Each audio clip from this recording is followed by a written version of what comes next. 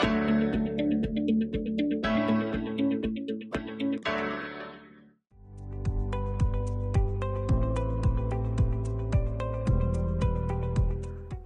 students, welcome to a new political science session. Today we will talk about exploring global democratic value, जिसके तहत बात करेंगे the rise of dictatorship in Asia. जी हाँ, dictatorship. So आइए आज के session की शुरुआत करते हैं दो हाइपोथेटिकल सिचुएशन से. पहली सिचुएशन एक कंट्री A है जहां एक मोनार्क है बट उसके पास सेरेमोनियल पावर है. एक्चुअल पावर वहां एग्जीक्यूटिव, जुडिशरी और लेजिस्लेचर के पास है. एक और एग्जांपल देखते हैं कंट्री बी. वहां एक सिंगल रूलर है और वहां पर वो एग्जीक्यूटिव, लेजिस्लेचर और जुडिशरी के तहत शासन नहीं करता है बल्कि उन्हें अपनी मर्जी से चलाता है. वो डे टू डे लाइफ में जनता की इच्छाओं का रिप्रेजेंटेशन नहीं करता है, वो अपनी मर्जी से ही हर इंस्टीट्यूशन को चलाता है. तो क्या आप मुझे बता सकते हैं कंट्री ए किस तरह की शासन व्यवस्था है और कंट्री बी किस तरह की शासन व्यवस्था है? जी हाँ, ये कंट्री ए एक कॉन्स्टिट्यूशनल मोनार्की है एंड कंट्री बी एक डिक्टेटरशिप है. तो आइए बात करते हैं और विस्तार से डिक्टेटरशिप के बारे में. So what is dictatorship? Dictatorship के जो सबसे वाइटल एस्पेक्ट्स हैं उनमें से सबसे पहले है कि एक सिंगल लीडर होता है जो एब्सोल्यूट पावर रखता है सभी सिटीजन्स के ऊपर, उनके हर एस्पेक्ट्स के ऊपर, चाहे वो रिलीजियस है चाहे सोशल है. Second, other branches of government, for example judiciary, legislature और executive के पास वो एक्चुअल पावर नहीं रहती और वो एक्चुअल पावर होती है सिर्फ और सिर्फ उस डिक्टेटरशिप के पास. Third, they do not represent people, जैसा कि डेमोक्रेसी में होता है. यहां पर डिक्टेटर खुद जनता को बताता है कि आपको कैसा जीवन जीना है. सो आइए अब हम बात करते हैं कैरेक्टरिस्टिक्स की. डिक्टेटरशिप में कौन कौन सी कैरेक्टरिस्टिक हैं? First, centralised power. Second, absence of accountability. The third, lack of political freedom. And the fourth one, propaganda and scapegoating. One by one आइए विस्तार से इन सारे एस्पेक्ट्स को समझते हैं आज. Centralised power. डिक्टेटरशिप के पास पावर का कंसंट्रेशन होता है, वहां डिसेंट्रलाइजेशन नहीं होता है और वहां पर कोई चेक एंड बैलेंस की व्यवस्था नहीं होती है, जैसा कि अक्सर हम डेमोक्रेसी में देखते हैं एग्जीक्यूटिव या जुडिशरी के द्वारा.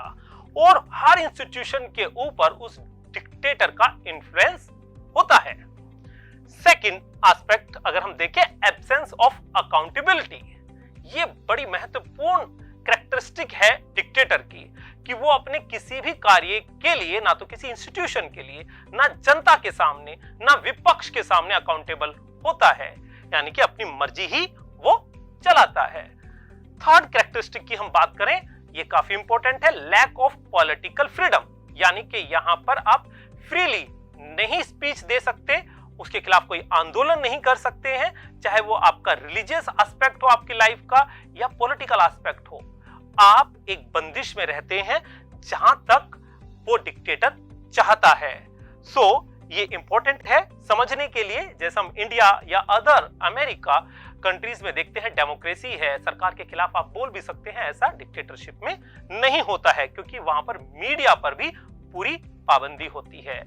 आइए बात करते हैं लास्ट कैरेक्टरिस्टिक की, प्रोपेगेंडा एंड स्केपगोटिंग.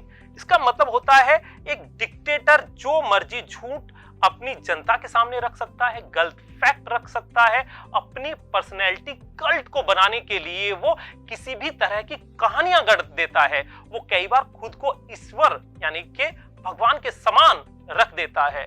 सो वो अस एंड वर्सेस देम का नैरेटिव भी वो स्थापित करता है, यानी कि उस सोसाइटी में एक डिवाइड पैदा करता है. वो अक्सर चाहता है कि मेजॉरिटी है उसके पक्ष में रहे और माइनॉरिटी है वो उसके खिलाफ रहे, ताकि वो उन मुद्दों को लेकर लगातार पब्लिक का ध्यान भटकाता रहे.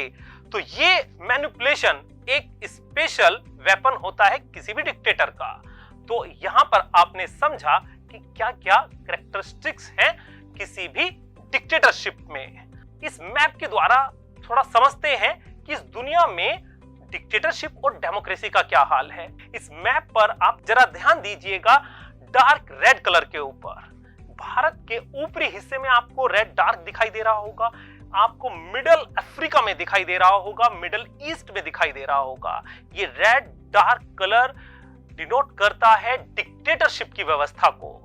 और आइए आज इन्हीं में से एक ऐसे नेशन की बात करते हैं जहां पर डिक्टेटरशिप है, और वो कंट्री है नॉर्थ कोरिया।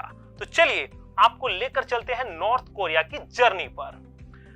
आपके सामने नॉर्थ कोरिया दिखाई दे रहा है, और आज इसी नॉर्थ कोरिया के बारे में हम समझेंगे कि यहां डिक्टेटरशिप कैसे आई और कौन से कैरेक्टरिस्टिक्स हम देख सकते हैं नॉर्थ कोरिया में डिक्टेटरशिप के। So after second world war, Korean peninsula divided into two parts. South Korea जो इन्फ्लुएंस में आ गया अमेरिका के, एंड द नॉर्थ कोरिया जो इन्फ्लुएंस में आ गया सोवियत यूनियन के। इन 1950 नॉर्थ कोरिया ने इन्वेड किया साउथ कोरिया की तरफ। तो ऐसे में साउथ कोरिया ने क्या किया? साउथ कोरिया ने मदद ली अमेरिका की और नॉर्थ कोरिया की सेनाओं को पीछे धकेल दिया, और इवन नॉर्थ कोरिया के एरिया में भी वो पहुंच गए।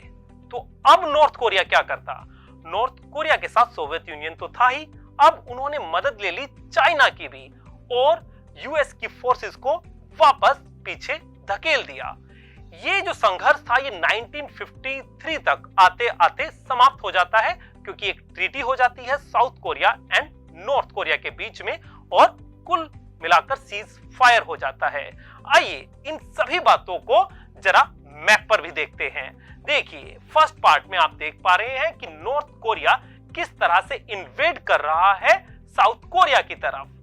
सेकंड पार्ट में हम देखते हैं कि साउथ कोरिया ने यूएस की मदद से वापस नॉर्थ कोरिया को पीछे धकेल दिया, और उनके एरिया में उनकी आर्मी पहुंच गई। यहां पर नॉर्थ कोरिया ने सोवियत यूनियन के साथ चाइना की भी मदद ली, और वापस साउथ कोरिया की सेनाओं को और अमेरिका की सेनाओं को पीछे धकेल दिया। 1953 में आते आते आप देख रहे हैं कि यहां पर ये जो हमें ब्लैक लाइन दिखाई दे रही है कि यहां पर एक ट्रीटी हो गई है, और इनकी जो लाइन ऑफ कंट्रोल तय हो गई है।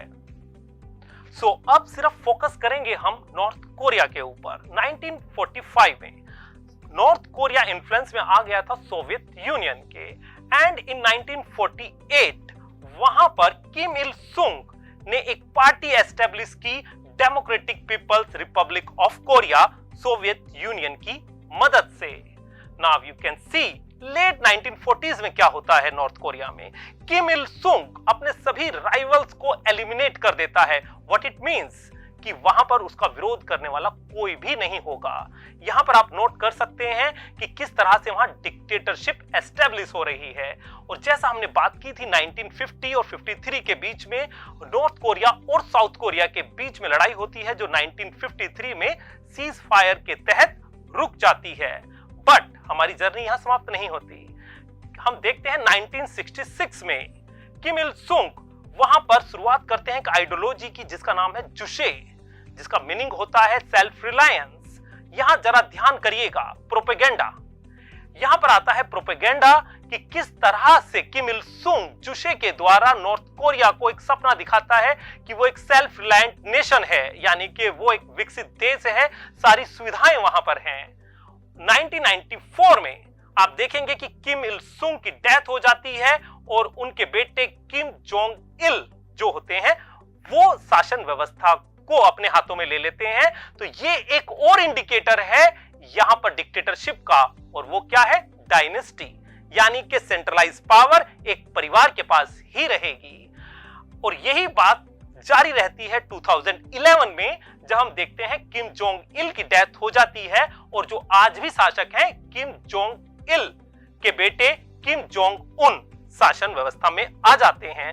आज भी वहां पर कोई पॉलिटिकल लिबर्टी नहीं है, वो सभी बंदिशें होती हैं जो डिक्टेटरशिप में होती हैं। सो आप सभी ने ये देखा कि किस तरह से नॉर्थ कोरिया की इस जर्नी में डिक्टेटरशिप को हम देख सकते हैं। अब आइए बात करते हैं हम एक और ऐसी कंट्री म्यांमार की, जो आपका टास्क भी है।